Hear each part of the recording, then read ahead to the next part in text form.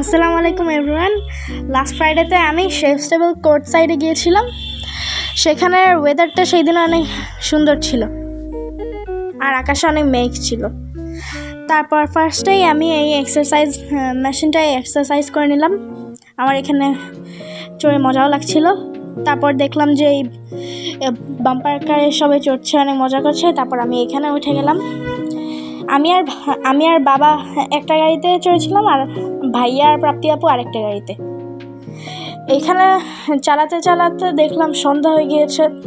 তারপর আমার অনেক মজাও লাগছিল, এই জন্য আমি নামতে চাচ্ছিলাম না। তারপর চারপাশটা একটু ঘুরে দেখলাম, অনেক সুন্দর লাগছিল সেখানে যে। তারপর আমি ফার্স্টেই এইখানে ওঠার চেষ্টা করছিলাম, কিন্তু আমার অনেক ভয় লাগছিল, কারণ আমার মনে হচ্ছিল ভিতরে না হলে বাইরে পড়ে যাব। কিন্তু তাও আমার অনেক ভয় লাগছিল। তারপর আম্মু এসে আমাকে বলল কোনো ভয় নেই উঠতে। ওই দিক দিয়ে দেখলাম ভাইয়া একদম উপরে উঠে যাচ্ছে, কিভাবে ওকে দেখে আমারও অনেক উঠতে ইচ্ছা করছিল। ও দেখলাম ও কিভাবে একদম উপরে উঠে গেল, কিন্তু ওর লাস্টে অনেক ভয় লাগছিল নামতে। ও বলছিল যে ও নাকি ভিতর দিয়ে পড়ে যাবে, এজন্য চিৎকার করছিল। তারপর আমি এইখানে কোনো বসার জায়গা ছিল না, এজন্য আমি এই গাছে উঠে গেলাম কোয়ালার মতো। তারপর ওইখানে দেখলাম যে ভাইয়া একদম ঘোড়ার উপর বসে আছে। আমার দেখা দেখি ও এখানে এসে পড়লো বসার জন্য। তারপর আমার নামতে ইচ্ছা করছিল না, কিন্তু তাও নেমে গেলাম। তারপর ভাইয়া এখানে ওঠার চেষ্টা করছিল, কিন্তু পারছিল না, কারণ উল্টা হয়ে করার চেষ্টা করছিল।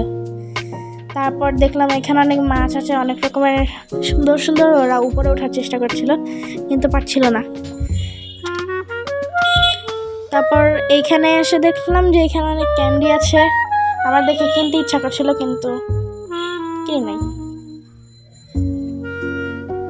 তারপর ভাল লাগছিল না দেখে ওইখানে যে ওই পাশে যে আমার আপু মানে প্রাপ্তি আপু বেলুন ফাটানোর চেষ্টা করছিল, সবগুলোই পেরেছে। ওর দেখা দেখি ভাইয়াও বেলুন ফাটালো, কিন্তু আমি আর ফাটাইনি, কারণ আমার এই ট্রেনে উঠলাম। এখানে আমি একাই ট্রেন চালাচ্ছিলাম আর কেউ ছিল না, এই জন্য আমার ভালোই লাগছিল। তারপর ভাইয়া এই গো কার্টে চড়লো। ওর এখানে চড়ে ফার্স্টে ভয় লাগছিল, তারপর ওর ভয়ে কেটে গিয়েছিল। তারপর ও জোরে চালাচ্ছিল অনেক, কিন্তু বাবা ওকে বলছিল আস্তে আস্তে চালাতে, কিন্তু তাও জোরে চালাচ্ছিল। তারপর আমি এখানে কিছু ছবি তুললাম তারপর আমরা ডমিনোজে ডিনার করে বাসায় চলে আসলাম। এই ছিল আমার সারাদিনের অ্যাক্টিভিটি। তো আল্লাহ হাফেজ সবাইকে।